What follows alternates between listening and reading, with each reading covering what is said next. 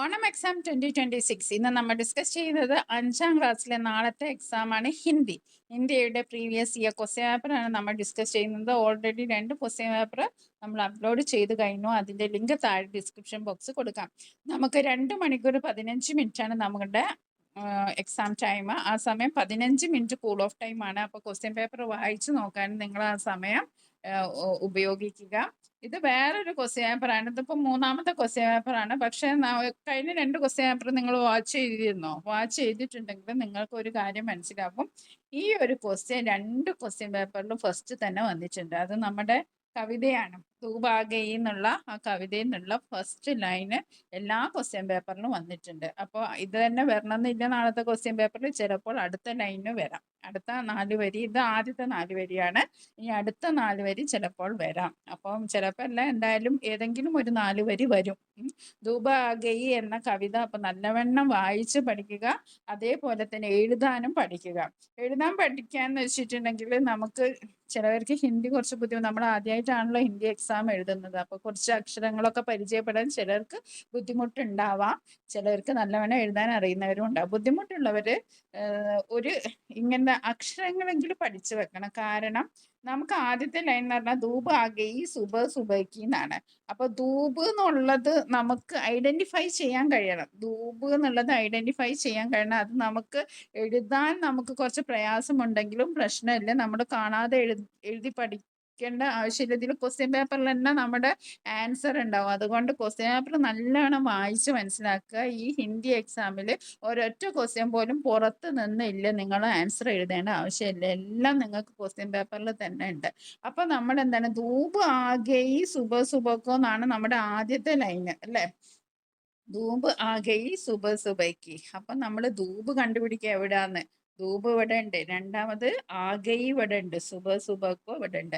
അപ്പൊ നമ്മൾ ആദ്യം ധൂപ് എഴുതുക. ധൂപ് ആ ഗയി ഗാണത് സുബഹ് സുബഹ് അത് നമ്മൾ എഴുതാം. പിന്നെ ഇനി രണ്ടാമത്തെ ലൈൻ നോക്കുക. രണ്ടാമത്തെ ലൈൻ കല്യാം പ്യാരി പ്യാരി മഹക്കി. അപ്പൊ അതും അവിടെ ഉണ്ട്. കല്യാം കല്യാം ഓക്കെ, കല്യാം ഓക്കെ, പ്യാരി പ്യാരി. അപ്പൊ പ്യാരി പ്യാരി മെഹക്കി അത് നമ്മൾ രണ്ടാമത്തെ ലൈനിൽ എഴുതാം. മൂന്നാമത്തേത് കല്യാൺ ക്യാരി ക്യാരി മെഹക്കി എന്നാണ്. മൂന്നാമത്തെ എന്താണ്, കല്യാൺ ക്യാരി ക്യാരി. അപ്പൊ കല്യാണില് കാ ആണ് തുടങ്ങുന്നത്.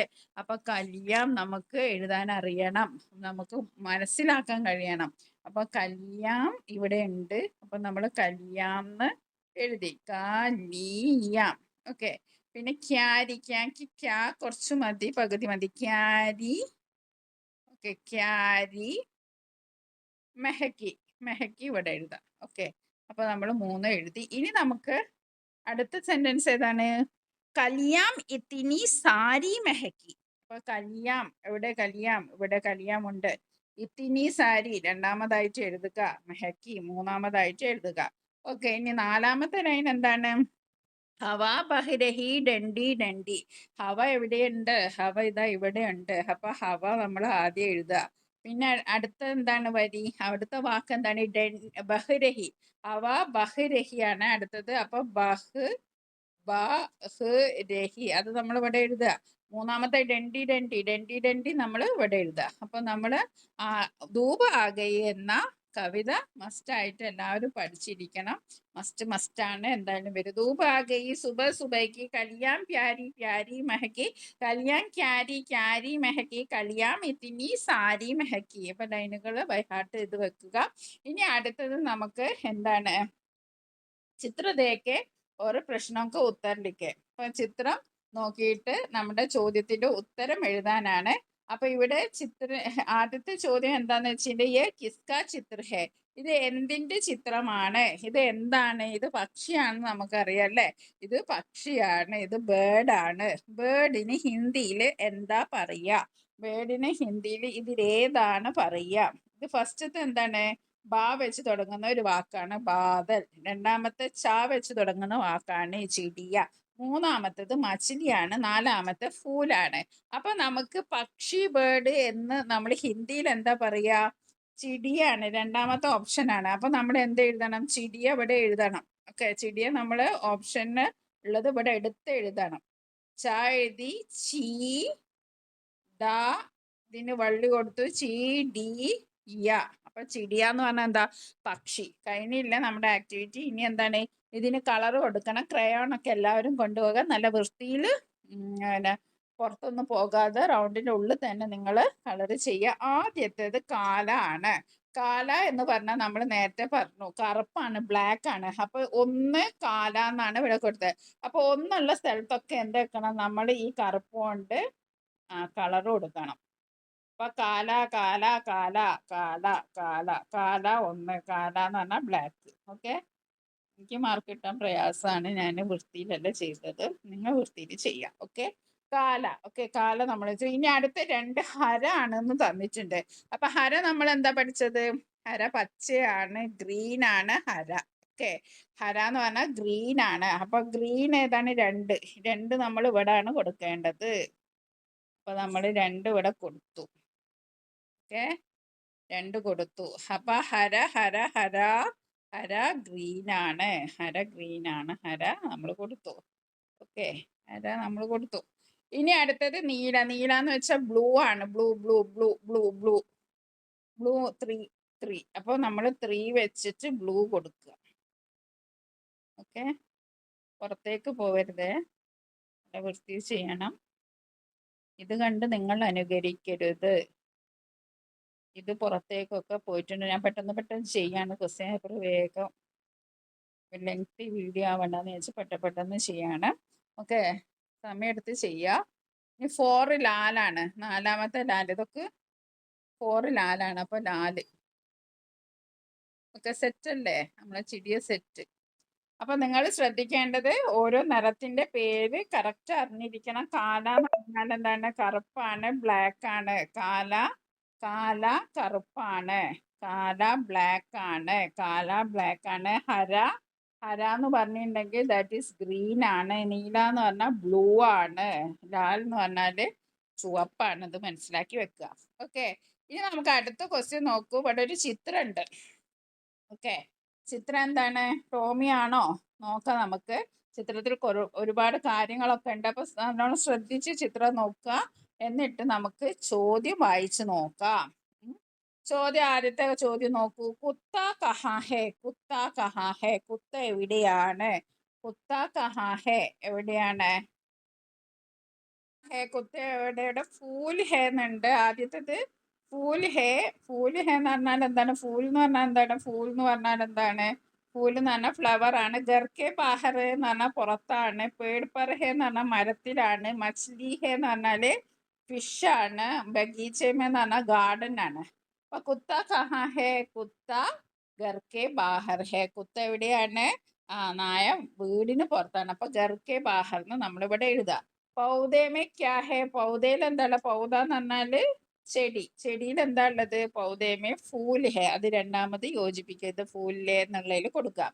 ലടുക്കി കഹാ ഹേ? ലടുക്കി എവിടെയാ ഉള്ളത്? ബഗീച്ചേ മേ ഹേ. ഗാർഡനിലാണല്ലേ? അപ്പൊ ലടുക്കി ബഗീച്ചേമേ എന്ന് എഴുതാം.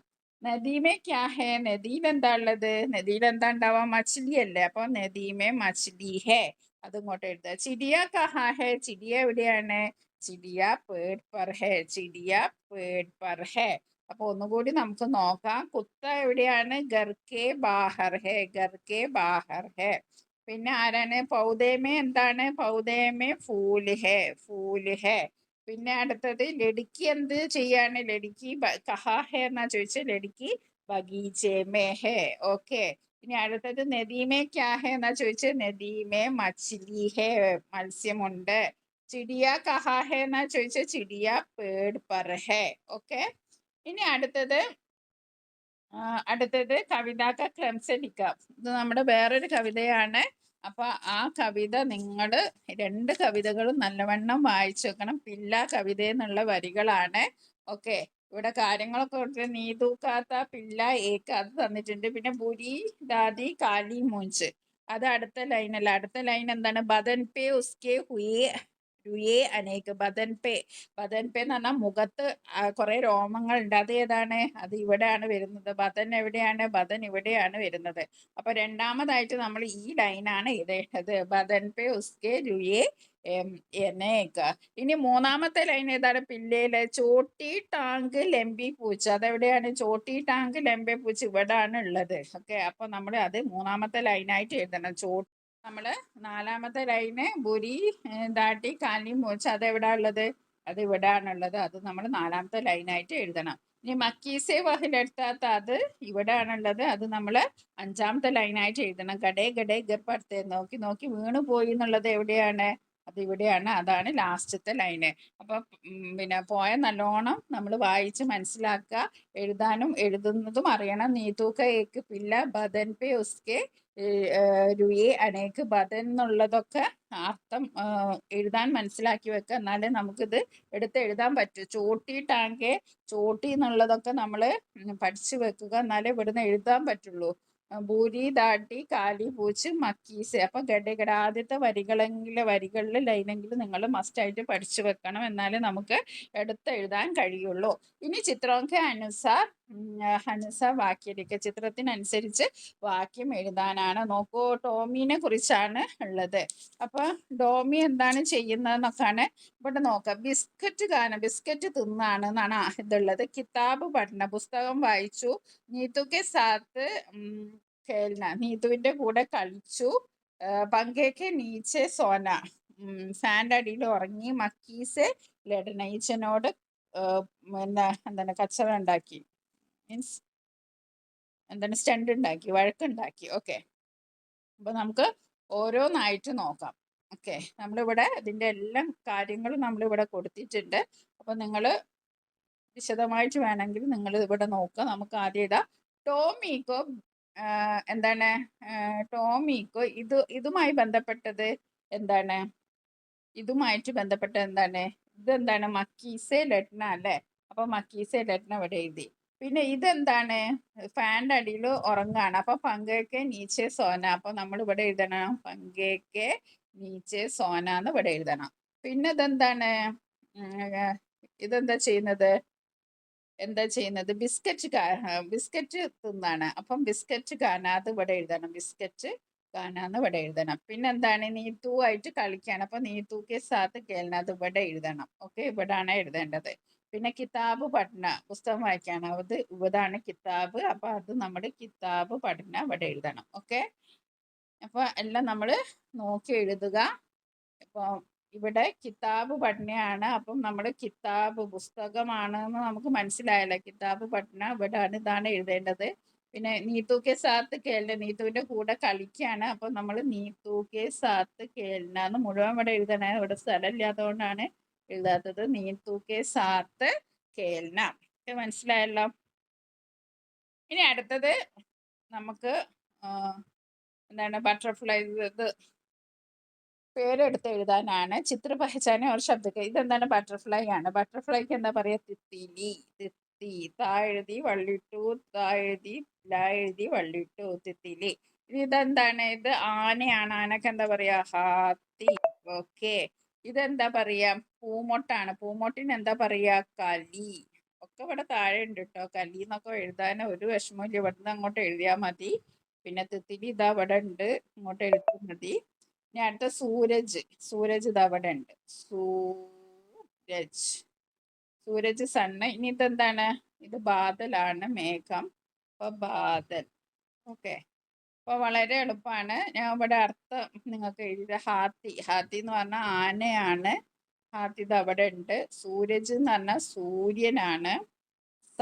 സണ്ണാണ്, അത് ഇവിടെ ഉണ്ട്. അതിങ്ങോട്ട് എഴുതണം കേട്ടോ. ബാദൽ എന്ന് പറഞ്ഞാൽ മേഘമാണ്, ക്ലൗഡ്.